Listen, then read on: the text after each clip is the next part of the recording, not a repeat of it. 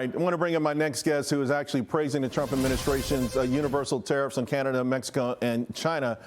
Atlas Toolworks president. He's also president of the Coalition for a Prosperous America, Zach Mottl. Zach, you know, before I start, I saw an interesting text out there, one of an economist that I use a lot, Joseph Wang, and saying, hey, maybe these tariffs should be, the Trump administration may consider them being a larger part of our economy, lessening the impact of taxes on folks.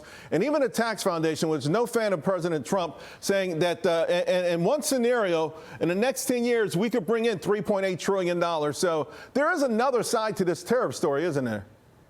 That's right, Charles, and thanks for pointing that out. You know, President Trump understands the full panoply of uses for tariffs, right?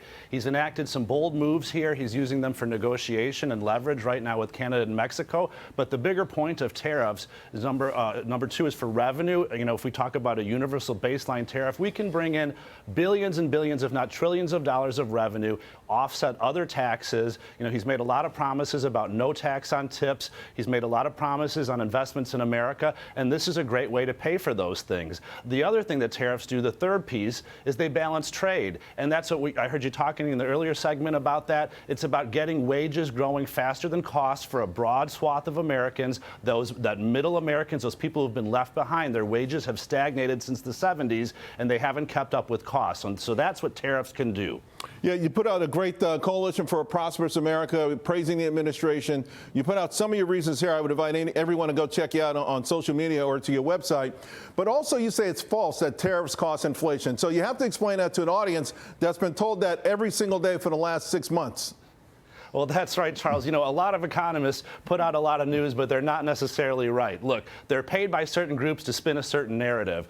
If tariffs were inflationary, tell me why India, that has a lot of tariffs, hasn't been experiencing awful inflation for the past several decades. What about Japan? What about South Korea? What about Germany with their VAT tax, the EU?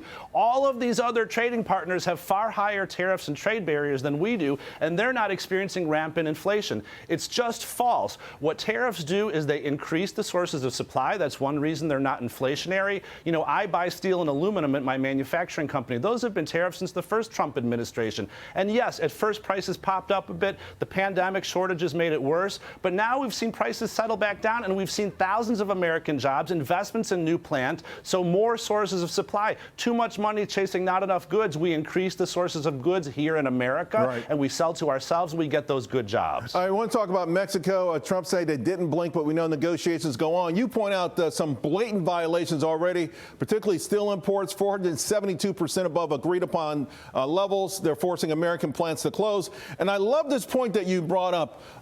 Mexico is sort of wooing China, saying, hey, come through us, build factories here as a duty-free gateway into the United States. That's pretty obvious that that's something that they're doing. So could that be part of the ultimate package if we were just completely, come to a deal with Mexico?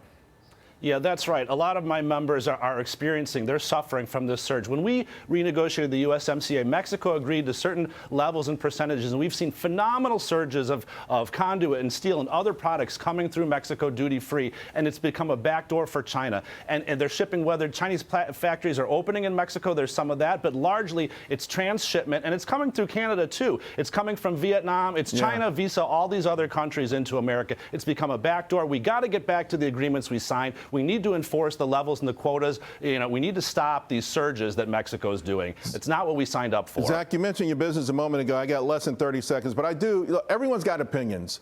But you talk about reindustrialization from a point of fourth-generation business. Just quickly tell the audience about your background. Well, I had a front row seat, Charles. My company had an 80-year history in the telecom industry, and in 2001, when China got most favored nation trading status, I watched my customers flee faster than you could see free trade. I saw what it did to my workers. I saw what it did to my family. I saw what it does to America. And now look at the hacking. Don't we wish we made that telecom gear here? There's medicine, there's national security, there's a lot of reasons to have these things here, plus the good jobs and the economic growth. President Trump is right on track here. Zach, you're right on track, too. Thank you so much for sharing everything. We appreciate it. Great to be with you, Charles. All righty.